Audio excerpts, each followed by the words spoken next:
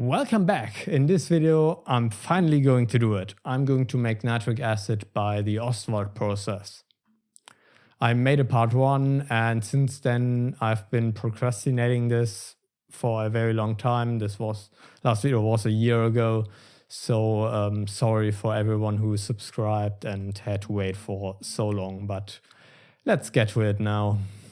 So last video was quite a while ago, so let's do a quick recap of what we actually did and go over some of your comments. So back then, I tried the Ostwald process in a fume hood of my friend.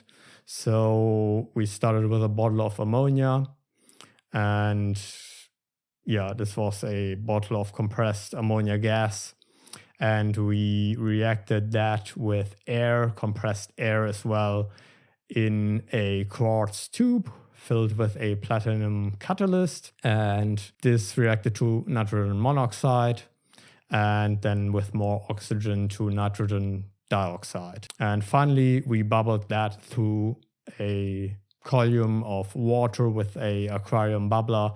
And yeah, in this video we had limited success. We had some problems with dialing in the correct flow, the correct ratio of ammonia and air, and we had a lot of comments suggesting a lot of new things to improve this process. Now in the comments, a lot of people suggested using a flow regulator or a mass flow controller or just a pressure regulator, and I don't really want to use that. Especially mass flow controllers are very expensive, and the equipment extra for ammonia has to be all stainless steel and is also expensive. So I really don't like this. It would be a great solution, especially because we have an ammonia bottle, but it doesn't feel very homemade and DIY. So I would use this as last resort. And after this video, we filmed another attempt, and I didn't publish that because I thought we were going to continue and stuff. So I'm just going to go over this attempt as well. We tried some things, but I think not a lot of things that actually people said in the comments. But instead of pushing the air through, we used a vacuum pump. So we pulled the gas through there. We also put the ammonia bottle in warm water to prevent it from cooling down too quickly. And we used a little bit of a smaller quartz glass tube. Someone actually suggested that in the comments. With the diameter, it was very big and therefore the flow is very slow. So yeah, not great. My friend actually had some liquid nitrogen, so we used that to condense the nitrogen dioxide instead of dissolving it in water. And like I said, this run worked better, but it was still not great.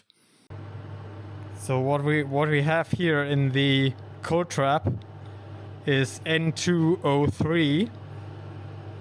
So we definitely made something. And this was a very short run. All right, back to present day. I want to get this to work. And there are other people on YouTube who did this and it worked. So because I need to do this at my friend's place, I don't have the ammonia bottle, I don't have an air compressor, and I don't have a fume hood. So I was just messing around at my place with minimal equipment, and I discovered the solution is actually to make it simpler, to not try as hard. And this is what I made. Starting over here, I have a gas wash bottle filled with some ammonia solution, and air gets sucked in here, goes through there, and it's connected to this tube filled with some platinum quartz wool platinum catalyst, gets heated by this torch, and then it will react, go through here, and this is just a round bottom, and this gives the NO a little bit time to react to NO2 with some additional oxygen.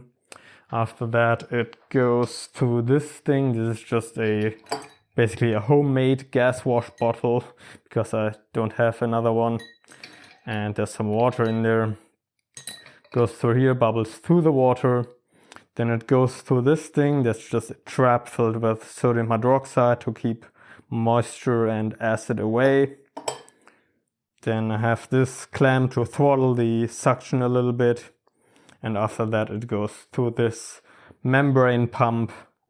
And from this membrane pump, I'm having this hose, and I'm just going to throw this hose out the window to let all the, if something goes through, let this escape to the outside, basically. This tube right here is a normal borosilicate glass tube, and it just sort of works. If you clamp it really well and don't put too much suction on this, then it is getting soft. So I did order some quartz tube for this, but it hasn't arrived yet, so I'm just using this, and it almost works. I had another one, and like, if you don't clamp it really well, it kind of just deforms and gets a little bit problematic. But so far the system does sort of work pretty good.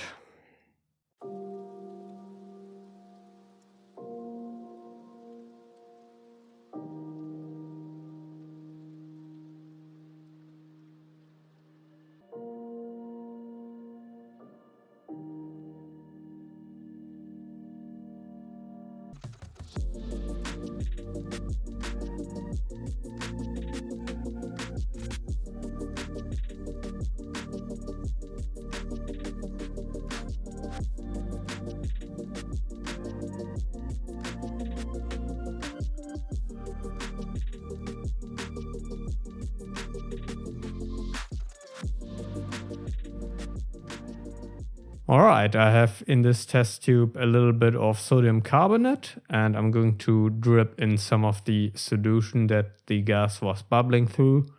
Then we can see if I made some nitric acid. Oh yeah.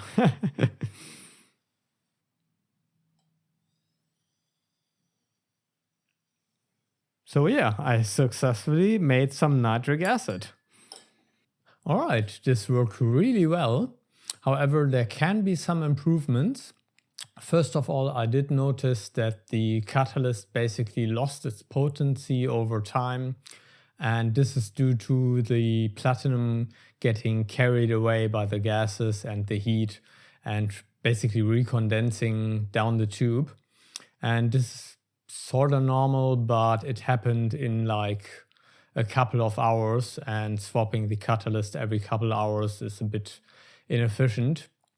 This can be improved by introducing 10% rhodium. So you have a catalyst of 90% platinum, 10% rhodium. And yeah, I might try that. But rhodium is very expensive. So let's see when I can get my hands on that. And then I might build something like a compact unit that's electrically heating the catalyst, and you just have to turn it on. All right, I just finished the video and the quartz tubes arrived. I put together an electric heater, and this seems to work pretty much the same as heating it with a torch. It's just now much more efficient. And it's producing nitric acid. But yeah, let's see if I do that and when I do that. So I'm not promising to make a part 3 of this, because I already left a lot of people waiting between this video and part 1. So let's see. But if you want to see more of this, then subscribe, and until next time.